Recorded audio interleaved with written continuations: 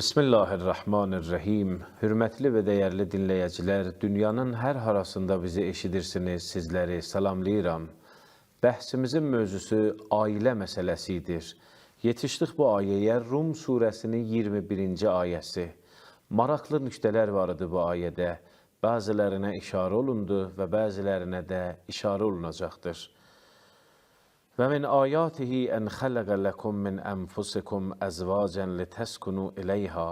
Allahın nişanələrindən biri budur ki, sizin için yaradıbdır öz cinsizdən, zovclar yaradıbdır, eş yaradıbdır, hayat yoldaşı yaradıbdır. Siz onların yanında rahatlıq tapasınız, hayat huzuru tapasınız.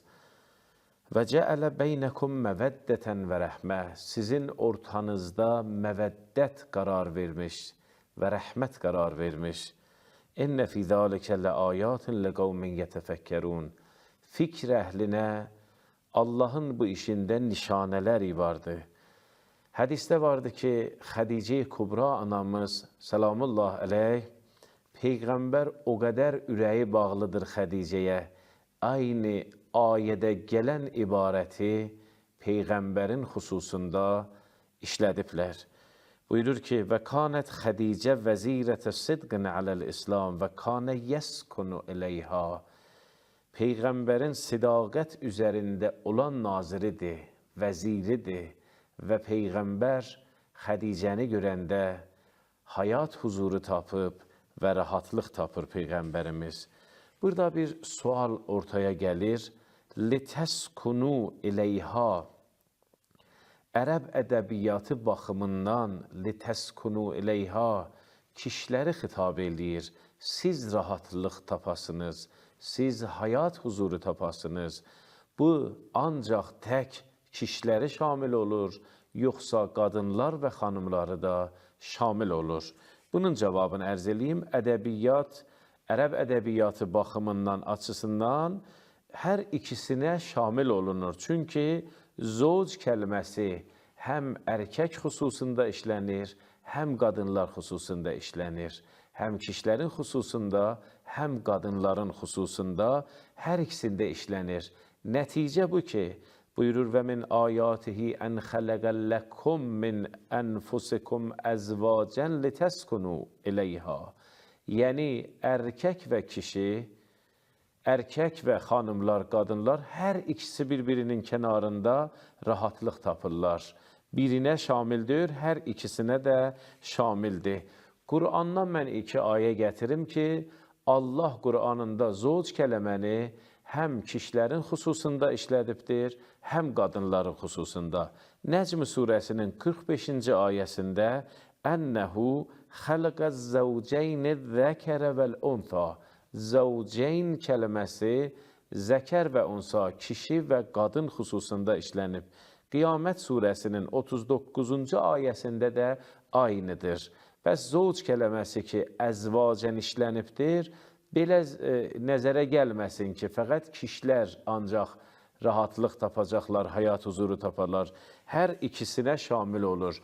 Başqa bir ayə də Həzrəti Adəm xüsusundadır. Bəqərə surəsinin 35-ci ayəsində buyurur və qulna ya Adəm uskun əntə və zəvcuk əl-cənnə. Buyurur ki, Adəm, sən və sənin eşin, hayat yoldaşın cənnətdə yerləşin və orada yaşayın. Zəvcətuk buyurmur. Ərəb ədəbiyyatı baxımından, açısından zəvcətuk buyurmur. Zəvc kəlməsi Həvva anamızın halına şamil olur. Dedim ki, bu bir şübhə və bir sualıdır.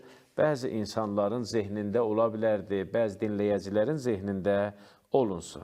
Bu ki, buyurur, ən xələqə ləkum, yarattı sizin üçün, min ənfusikum əzvacən, öz cinsizdən yoldaş, hayat yoldaşı və eş yaradıbdır bilərinizə. Xələqə ləkum, ləkum deyəndə, yəni sizin nəfizədir, sizin məsləhətizə və sizin xeyrizə olan bir məsələdir. Yəni demək ki, yaradılış sistemində lazım imiş bu cür olunsun. Subay və boş Allah bəyənmir bu yolda. Təkamül və tərəqqi rüşd və insaniyyət məsirində lazım imiş.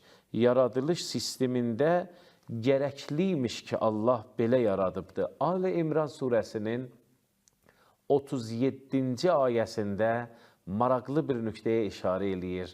Allah bəzilərin əməllərin qəbul elər. Deyərik, Allah ziyarətinizi qəbul eləsin. Allah namazınızı, orucunuzu qəbul eləsin. Amma Allah bəzilərin əsli vücudun qəbul edir. Bütün varlığın qəbul edir. Həzrəti Məryəm onlardandır. Buyurur, fətəqəbbələhə Rəbbuhə biqəbulin həsən. Allah qəbul elədi.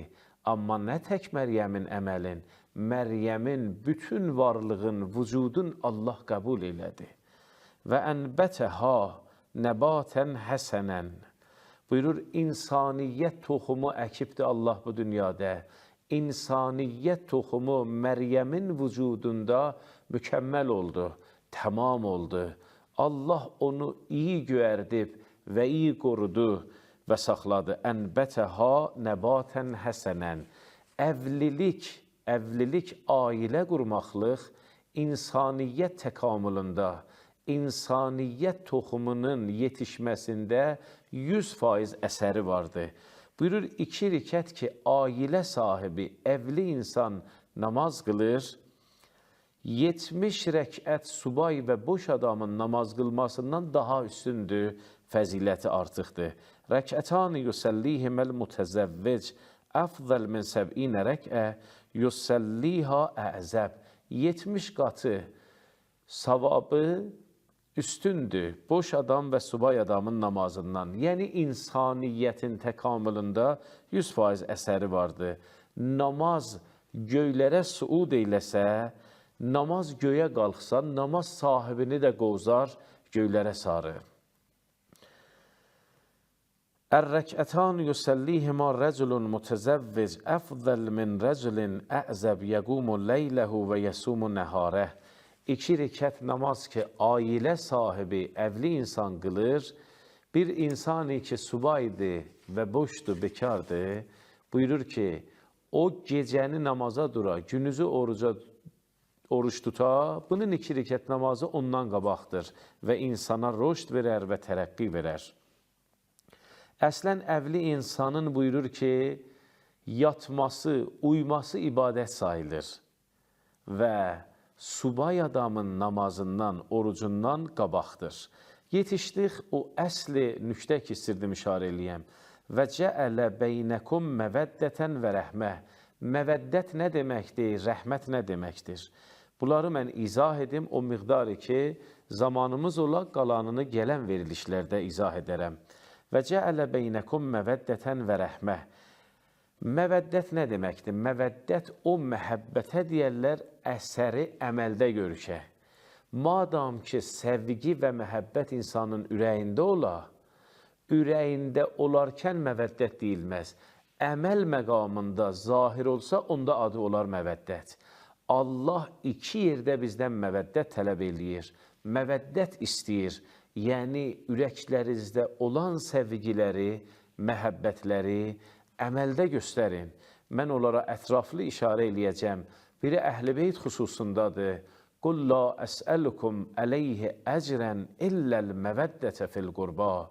Buyurur ki, mən akrabamın, qohumlarımın, Əli və balaları və Fatimənin və balalarının sevgisini əməldə istəyirəm. Məhəbbətini əməldə istəyirəm. Sadəcə ürəkdə biz onlara məhəbbətimiz ola, sevgimiz ola, ona Allah razı deyir. Məvəddət yəni əməldə göstərəsən. İkinci yeri ki, Allah bizdən məvəddət istəyir, ailə xüsusudur. Ailədə, ürəkdə olan sevgilər yetərli deyil. Bəlkə buyurur, ürəyinizdə olan sevgilər, ürəyinizdə olan məhəbbətləri əməl məqamında bir-birizə göstərin. Məvəddət budur. Məvəddətin nisbəti məhəbbət ilə elə bil xuzu və xuşu, bir təvazökar insanı siz fərz edin, təsəvvür eləyin. Xuzu nəyə deyirlər? Xuşu nəyə deyirlər? Xuşu ona deyirlər ki, insanın qəlbində Allahın böyüklüyünü hiss edəndə insanın ürəyində bir haləti icad olunur, tapılır, o xuşudur. Amma əməldə görsətsə özünü, ona deyərlər xuzu, xazianə durubdur, Allah qapısında namaza durubdur. Məvəddətlə məhəbbət aynıdır. Xuşu necə ürəkdə olandır, əmələ gəlməsə ona xuzu deməzlər. Səvqi və məhəbbət ürəkdədir, əmələ gəlməsə məvəddət deyilməz ona. Bəs iki yerdə Allah bizdən məvəddət istəyir ki, biz ətraflı olaraq gələn verilişlərdə işarə eləyəcəyik. Vəssalamu aleykum və rəhmətullah və bərəkatuh.